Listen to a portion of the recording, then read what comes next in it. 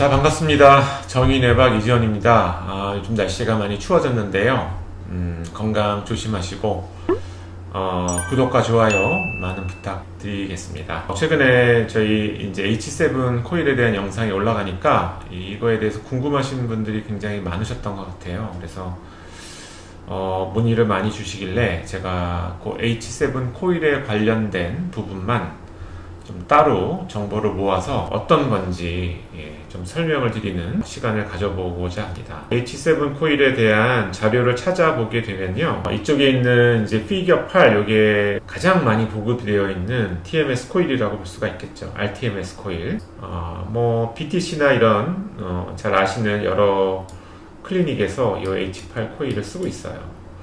그래서 이거는 보통 뎁스, 깊이가, 자기장이 이제 침투해서 들어가는 그 깊이가 한 0.7cm 정도 된다라고 이야기를 합니다. 그래서 이 서브 듀랄이라고 하는 말은 이제 뇌에 그 쭈글쭈글해져 있는 그 표면에 가장 가까이에 막이 하나 있어요. 그걸 이제 듀라마타라고 이야기를 해요. 그래서 거기서부터 0.7cm, 그러니까 1cm가 좀 안 되는 깊이만큼 피질에 자극이 된다는 이야기고요. 그거를 면적으로 한번 볼륨으로 환산을 해보게 되면 3세제곱센티미터 정도에 해당이 되는 볼륨을 갖고 있다. 그 정도가 이제 자극이 된다라고 이야기를 합니다. 그래서 이 TMS라고 하는 거는 딱딱딱 하면서 이제 신경세포에 자극을 주게 되는데요. 이 자극이 거리가 너무 멀어질수록 자극을 줘봐야 신경세포가 이렇게 활동성을 일으키지 못합니다. 그러면 이제 이 TMS는 효과가 없는 거예요.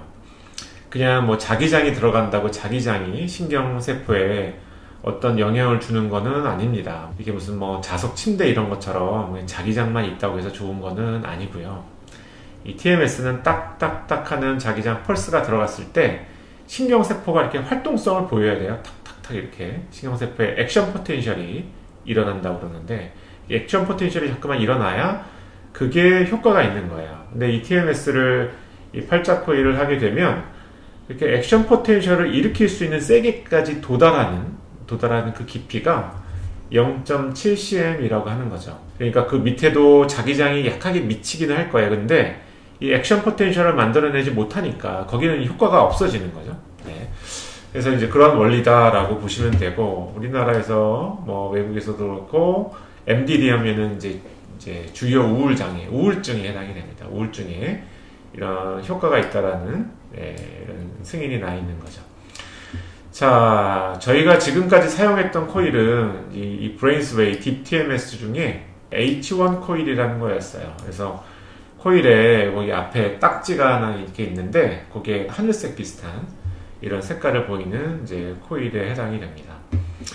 자, 그래서 그 H1 코일은 보통 도소라테럴 프리프론탈 콜텍스에서 DLPFC라고 이야기해요. 그래서 PFC가 전전두엽이라는 거고, 거기 이제 DL이 붙으면은 위치가 있습니다. 조금 이따가 제가 보여드리도록 하고, 이 H1 코일을 쓰게 되면 그 깊이가 한 1.8cm 정도로 조금은 더 깊이 들어갑니다. 또 하나는 넓이가 굉장히 넓어요. 이 자극이 들어가는 넓이가 또 넓기 때문에 한 18세제곱센티미터 정도 해당이 되는 볼륨에 이런 굉장히 많은 뉴런들이 영향을 받게 되고, 거기서 이 자기장 펄스에 의해서 이제 액션 포텐셜을 일으키는 이 정도 세기가 이제 되는 겁니다. 그래서 주요 우울장애에 허가가 되어 있는 장비였어요. 그래서 우울증 치료에 효과가 좋다라고 알려져 있는, 그래서 기존의 장비보다 한 2.5배는 더 깊게 들어가기 때문에 딥 TMS라고 이야기를 하고, 또 넓은 영역에 자극을 줘서 훨씬 더 효과나 이런 면에서 많은 부분이 자극이 되기 때문에 효과적인 면에서 좀 이득이 있는 이런 장비였죠. 이번에 새로 도입이 되는 장비는 H7 코일이라고 이야기합니다. H7 코일은 전두엽 중에서도 보통 이제 DMPFC, M이 미디얼, 가운데 쪽이라는 거고요. 여기 이제 L은 라터럴, 그래서 바깥쪽이라는 거예요. 그래서 약간 바깥쪽에 전두엽을 자극했다면 요거는 약간 안쪽에 있는 전두엽을 자극을 해요. 가장 안쪽에 있는 구조물이 요 이제 ACC라고 하는 부분이 가장 안쪽에 있어요. DMPFC의 한 영역이라고 볼 수가 있겠죠. 그래서 이 H7 코일은 주로 이렇게 DMPFC라고 하는 곳에 주로 이제 자극을 주는 이런 장비라고 볼 수가 있겠고요. 한 3cm 정도 더 깊어졌죠. 더 깊은 영역에 이제 자극이 되는 이런 장비에 해당이 됩니다. 그래서 한 4배 정도는 더 깊은 영역에 이제 자극을 줄 수 있는 이런 장비고, 이 면적을 합해보면은 한 40.3 정도가 된다고 이야기해요. 상당히 더 많은 영역에 이제 자극을 가져다 주는 거죠. 근데 이 자극이 피질에 국한되어 있는 게 아니라 이 안쪽에, 보통 일반적인 TMS로는 접근이 어려운 굉장히 안쪽에 있는 구조물들을 이제 자극을 할 수 있게 이렇게 설계가 됐습니다. 그래서 최초로 미국에서 이제 OCD, 이제 강박증의 진단, 유효성을 입증받은 이런 코일이 되겠습니다. 그래서 보통은 강박증 코일, OCD 코일 이렇게 이제 H7 코일을 많이 이야기했는데, 이게 결국은 나중에 이 MDD, 이 주요 우울 장애에도 임상허가를 받게 됐어요. 그래서 지금 H7 코일은 우울증뿐만 아니라 강박증에도 효과가 있는 코일로 지금 현재 알려져 있습니다. 제가 지난번 유튜브에 말씀드렸던 대로 이 DTMS가 이 발달장애, 자폐장애, 오티즘 스펙트럼 디소더 쪽에 이제 효과가 있는데, 이게 이제 2014년도에 한 10년 정도는 지난 거죠. 벌써 그 오래 전부터 이 브레인스웨이라는 회사에서 이 DTMS 코일을 자폐장애 치료에 이제 이용을 해보고자 하는 시도가 있었던 거죠. 그래서 이제 이때 가장 처음에 아이디어가 등장을 하게 됩니다. 자, 저 논문의 그 일부를 좀 발췌해서 말씀을 드려보면 이렇습니다. ASD에서 좀 타겟이 되는 부위는 아까 제가 말씀드린 대로 DMPFC, 이렇게 이야기를 하게 되죠. 그냥 일반적인 TMS로는 접근하기가 조금 어려운 부분이에요. 그래서 그 DMPFC는 위치가 이제 이렇게 좀 깊게 가운데 쪽에 이렇게 위치를 해 있어요. 제가 아까 말씀드린 H1에 한 1.8cm 깊이 들어간다는 거는 이걸 나타낸 거고요. 여기서 여기까지 한 1.8cm 정도. 그래서 M1 코일이라는 거는 DLPFC에 주로 자극을 주는, 그래서 이게 이제 M1 코일이 주로 자극하는 부위고요. H7 코일은 이제 한 3cm 정도 더 깊게, 그래서 DMPFC, 그래서 좀 안쪽으로 깊게 들어간 영역까지 자극이 되는 이런 코일에 해당이 됩니다. 그래서 처음에는 이 H7 코일이 없어서 이 하우트 코일이라는 거를 개발해서 이 가운데 부분 DMPFC를 자극하려고 코일을 설계를 했던 거예요. 이 하우트 코일. 근데 지금 이 코일은 생산이 되고 있지 않습니다. 지금 저희가 사용하고 있는 DTMS 장비가 4세대 장비인가 아마 그렇게 얘기를 들었어요. 근데 이거는 그 전 세대, 좀 오래 전에 개발이 됐던 코일이고요. 코일의 모양은 이렇게 조금 이제 좀 복잡하게 생겼습니다. 이렇게. 그래서 지금 옛날에는 H7 코일이 아니라 이 하우트 코일이라는 걸로 이 임상 시험을 진행을 했던 거예요. 그래서 도서 미디얼 프리프론탈 콜텍스를 좀 자극하는 게 자폐장애 ASD인 경우에, 이제 오티즘 스펙트럼 디소더인 경우에 좀 더 도움이 되더라라고 하는 이제 얘기가 있었던 거죠. 그 이유는 왜 그러냐 하면 여기 이제 Theory of Mind, 뭐 다른 말로는 이제 Mentalizing 이렇게 이야기를 하게 되는데요.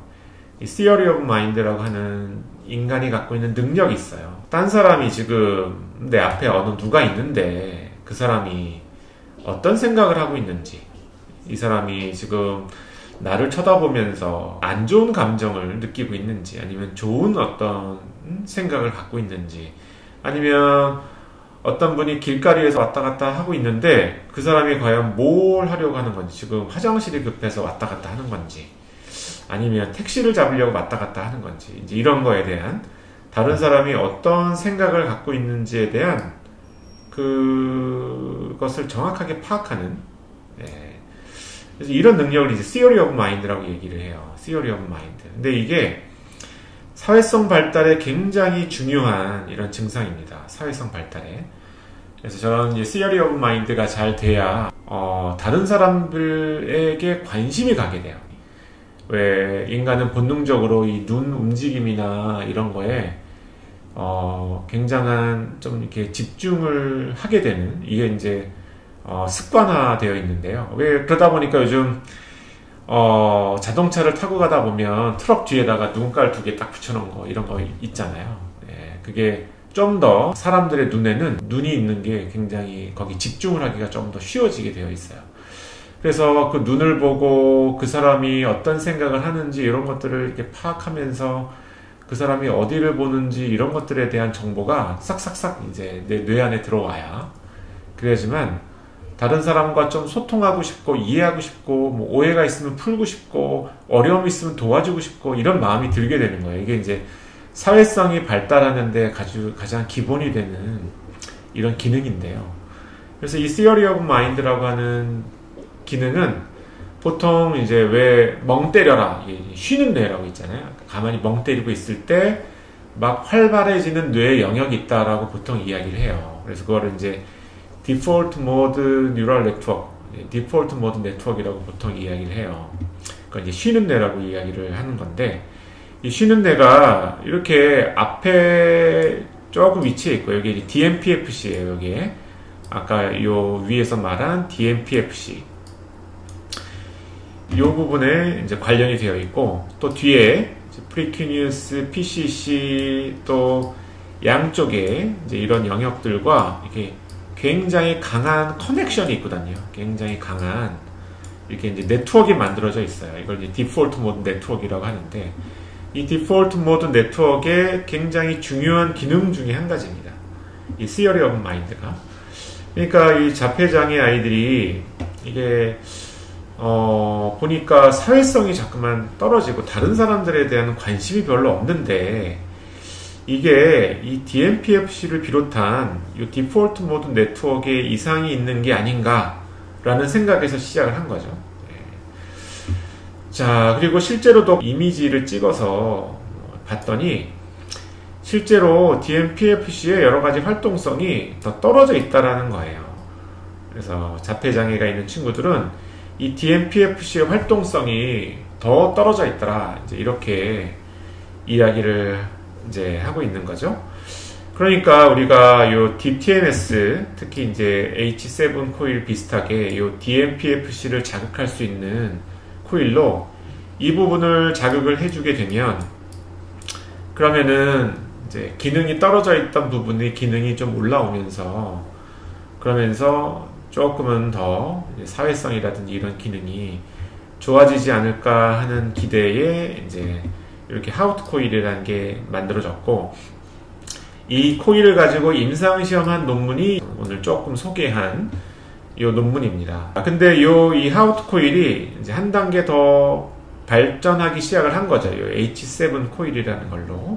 하우트 코일이라는 거에 자극되는 위치를 보게 되면 이렇게 가운데 부분에 위치를 했어요. 이게 DMPFC라고 하는 부분인 거죠. 그래서 이 그림은 보통 저희가 1cm 간격으로 이 MRI 컷을 해서 봐요. 그래서 이 한 칸이 1cm라고 보시면 돼요. 1cm, 1cm, 1cm. 그래서 한 3cm 정도 넓이로, 3cm 정도 넓이로 이 하우트 코일을 썼을 때 이 자극이 들어가게 되는 거죠. 그래서 하우트 코일이 이제 이렇게 생겼고요.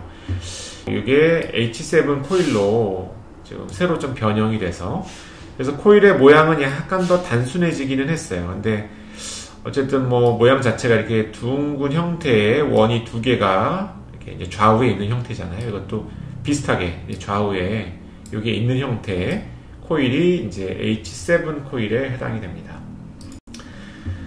그래서 그거를 한번 세 가지를 비교를 해보면, 아까 이제 하우트 코일이라고 하는 건 모양은 이렇게 생겼고, 이게 DMPFC에 주로 이제 자극을 주는, 근데 한 넓이가 한 3cm 정도밖에 안 된다, 이렇게 말씀을 드렸어요. 이렇게 1cm, 2cm, 3cm. 자, 기존에 썼던 H1 코일은 어떠냐? 모양은 이렇게 만들어져 있고요. 이 코일은 주로 약간 옆쪽이잖아요. 이렇게 DMPFC에 주로 자극을 주는 게 이제 H1 코일이에요. 그래서 H1 코일은 한 18 정도 들어가고 1.8cm 정도 들어가고 18 세제곱센티미터 정도 볼륨을 자극을 하는 거죠. 이 H7 코일은 어떠냐? H7 코일은 DMPFC에 자극이 돼요.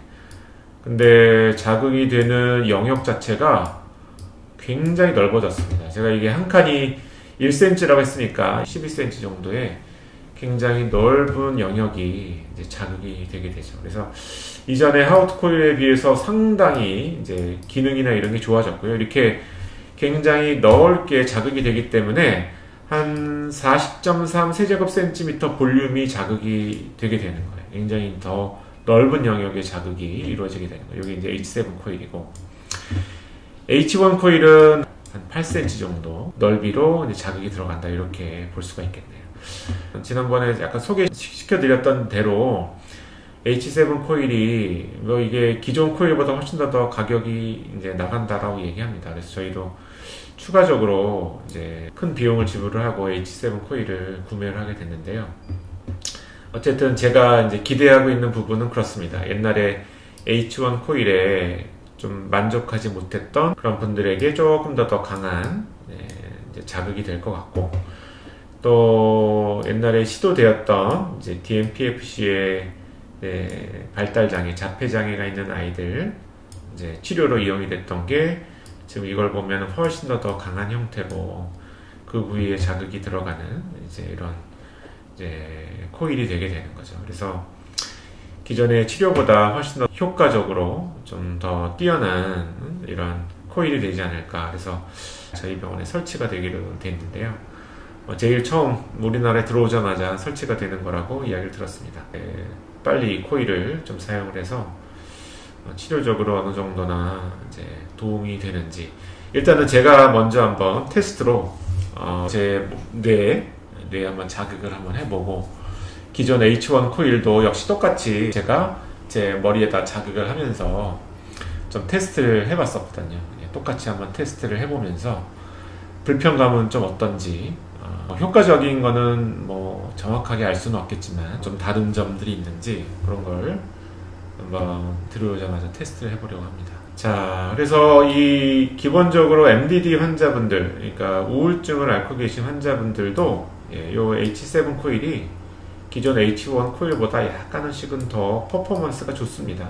그래서 뭐 통계적으로 유의한 이제 차이가 나지는 않는다고 그러는데, 레스폰스도 좋고 펑션도 훨씬 좋은 것 같아요. 그만큼 좀 더 넓은 영역에 자극이 돼서 이제 그렇겠죠. 그래서 H1 코일은 이렇게 도소라테랄 프리프론탈 콜텍스, 그리고 H7 코일은 도소 미디얼 DMPFC, 이렇게 이제 위치가 좀 틀리다. 그래서 기존의 H1 코일로 이제 뭐 큰 도움을 보시지 못하셨던 분들도 이제 H7 코일에 약간 더 도움이 되시지 않을까, 그렇게 기대를 해보고 있습니다. 자, 오늘 좀 전문적인 내용이었는데요. 이제 도움이 되셨으면 좋겠고요. 다음에 더 좋은 컨텐츠로 찾아뵙도록 하겠습니다. 이상 경청해 주셔서 감사합니다.